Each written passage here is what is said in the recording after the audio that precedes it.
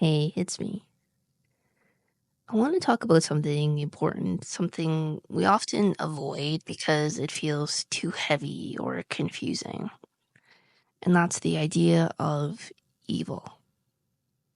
Some people believe evil is a separate force out there, like some dark power we have to fight off. Others say evil doesn't even exist, that it's just an illusion. Neither of those ideas really helps us understand what's going on inside us or in the world around us. So let's look at this in a deeper, more grounded way, especially if you're someone doing the inner work of healing and self-discovery. At its core, evil is not a thing outside of us. It starts from something we've all felt before: numbness. That's the shutting down of our feelings, usually because we were hurt or scared as children. When pain feels too big, the only way to cope is to go numb. And when that numbness sticks around, even long after we're safe, it can slowly turn into something much darker. Here's how it usually goes. First, we numb ourselves to protect from pain. Second, that numbness spreads to others. We start to feel less for them too. And third, over time, that numbness can grow into indifference or even cruelty. Now, this doesn't mean someone who's numb is evil. That's not what I'm saying. It means the path toward harming others often begins when we shut down to protect ourselves. What once helped us survive becomes the thing that separates us from love, from others, and from ourselves. Sometimes we might notice a moment where our heart wants to feel something, be it compassion, empathy, connection, but then something inside us shuts down. Maybe we were taught it's not safe to feel, or maybe we just don't trust what might happen if we do. And that click inside us that says don't feel is often where the real harm begins, to ourselves and to others. And when we're cut off from our real feelings, we can also end up reacting in ways we're not proud of. Maybe with coldness, maybe with anger, maybe with over-the-top fake kindness that doesn't feel real. This all comes from fear, from thinking we have to protect ourselves all the time. There are 3 levels to this. At the first level, we go numb to our own feelings.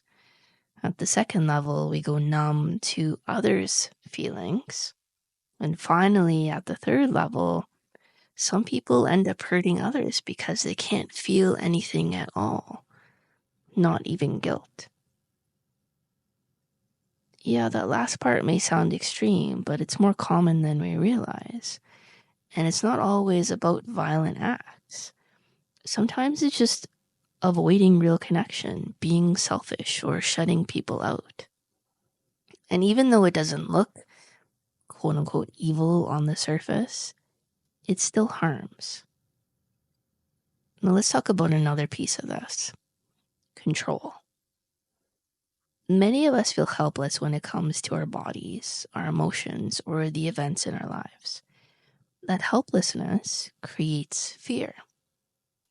Fear makes us shut down, and once again, that leads to numbness.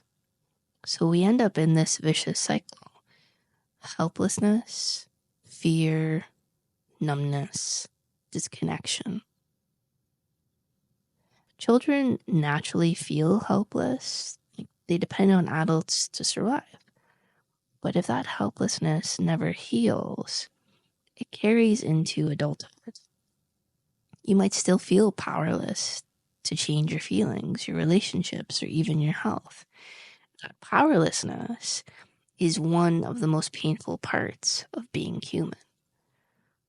Now, here's the hopeful part: you're not actually helpless. Not fully. You do have control, just not always in the ways you expect or perhaps want. So, for example, you can't directly control your heart, your digestion, or how you feel in every moment, right? And you can't control everything that happens in your life. But you can start to understand your inner world. And when you do, something amazing happens. You connect with a deeper part of you that does have influence over those things. Your inner self. Your inner self is wise, it's powerful, it's peaceful. It knows how to guide your healing, your growth, your relationships, and your path forward. It does not respond to force, though. You can't push your way into healing or peace. You have to trust. You have to ask. You have to listen. At first, it feels like remote control, like this inner power is far away, only sometimes working. But over time, as you remove the layers of fear and confusion, that remote control becomes closer, more direct. And eventually, your inner and outer self start to work together in harmony. So if you've been feeling stuck, numb, or disconnected, if you've been afraid of what's inside you, if you felt like something dark is living in you that might be too much to face, please hear this. That darkness is not the real you. It's just a layer, something you picked up long ago to survive. Underneath that layer is your real self. And your real self is made of love.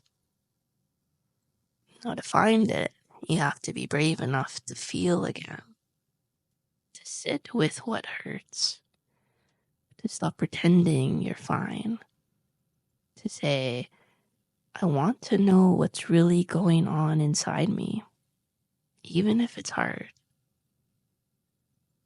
That's the beginning of coming home. And the more you do that, gently, honestly, and with compassion, more peace, love, and connection you'll find waiting for you. Not someday, right now. Love you. Connect soon.